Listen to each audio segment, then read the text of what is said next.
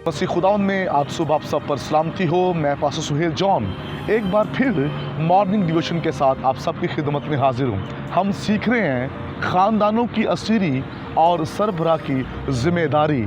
जब घर जल जाए, घर लुट जाए, ख़ानदान असीर हो जाए, ऐसे में घर का सरबराह सारी चीज़ों को कैसे बहाल कर सकता है, असीरी से कैसे ख़ानदान को वापस ला सकता है।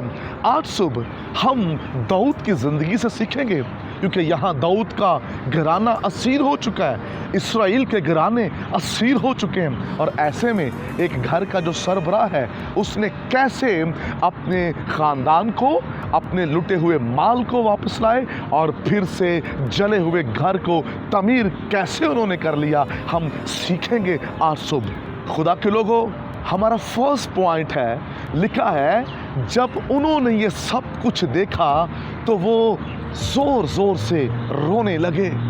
कलामे खुदावंदी के अंदर लिखा है वो इतना ज़्यादा रोए कि उनमें रोने की हिम्मत ना रही। मेरे बहनों भाइयों, जब उन्होंने अपना जलता घर देखा और जब उन्होंने ये देखा कि उनके बीवी बच्चे असीर हो गए हैं और उनका घर लुट चुका है, ऐसे में उन्होंने फर्स्ट जो स्टेप उठाया वो आंसू थे। कलामी खुदाबंदी के अंदर लिखा है वो रोए, वो चिल्लाए। और किस बात के लिए वो रोए, किस बात के लिए वो चिल्लाने लगे? अपने घर के लिए, अपने जले हुए घर को देखकर वो चिल्ला रहे थे। इसलिए रो रहे थे खुदावंद की हुजूरी में कि उनका घर बहाल हो जाए।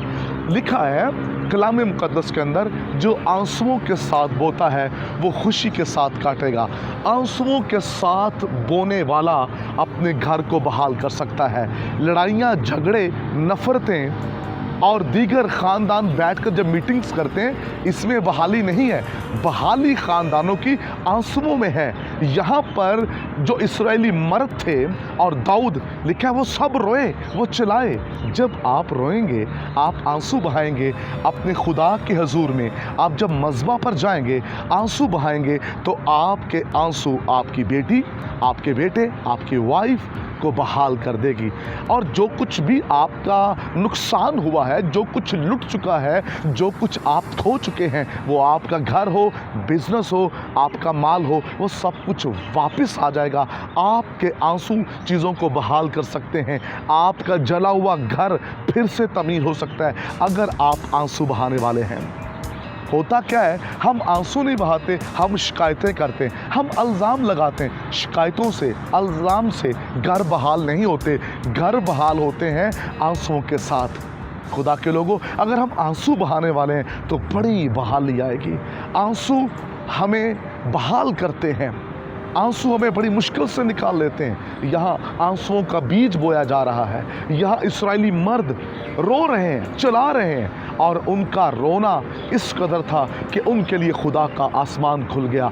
आपके आंसू आसमान खोल देते हैं। आपका रोना जब खुदा सुनता है तो खुदावंद आपके रोने को देखकर आपकी जंग लड़ता है। खुदावंद बहाली के लिए उतर आता है। खुदावंद आपकी जंग लड़ता है। खुदा के लोगों, इस बात को याद रखिए, आंसुओं के साथ बोने वाला, आंसुओं के साथ चिल्लाने वाला, वो कभी भी मायूस नहीं होगा। अगर आप ये चाहते हैं कि जला हुआ घर फिर से बहाल हो जाए, आपके ख़ानदान, आपके बच्चे बहाल हो जाएं, तो उसके लिए आपको आंसू बहाने हैं। घर में लड़ाई झगड़े वाला माहौल ना बनाएं, घर में नफ़रत वाला माहौल ना बनाएं, बल्कि आपको आंसू बहाने हैं। और कहाँ आंसू बहाने हैं? खुदावंद के मज़बा पर, उसकी हजूरी में। ये बड़ा ज़रूरी है कि आंसू बहाने वाली जगह ठीक होनी चाहिए। कहाँ रोना है? मज़बा पर, खुदा की हजूरी में। वहाँ से आपके लिए कुम्मत जारी होगी, वहाँ से आपके लिए बहाली आएगी और आपका घर बहाल हो जाएगा। डिवोर्स हल नहीं है, नफ़रतें हल नहीं है, झगड़े हल नहीं है। हल है तो वो आपके आंसू हैं जो शिफायत और दुआ में बहेंगे और खुदा अपना जलाल ज़ाहिर करेगा। इस कलाम की वसीला से आप सब बरकत पाएँ। खुदावंद आसमानी बाप, मेरी दुआ है जितने भी कलाम सुन रहे हैं, ये आंसू बहाने वाले बन जाएं और जलाल आपके कादिर नाम को मिले, यीशु नाम में।